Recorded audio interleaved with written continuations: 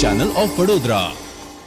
ડભોઈના ST depot બહાર આવેલ સુલભ શૌચાલયની દિવાલનો પોપડો ખરી પડતા એક મહિલાનો આબાદ બચાવ થયો હતો।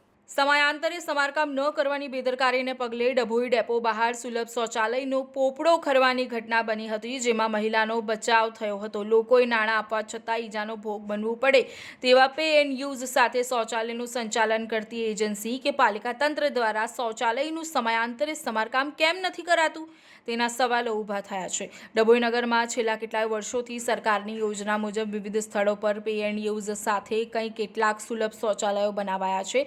કેટલાક શૌચાલયો તો તૈયાર થયા પછી શોભાના ગાંઠિયાના જેમ જ ઊભેલા જોવા મળી રહ્યા છે।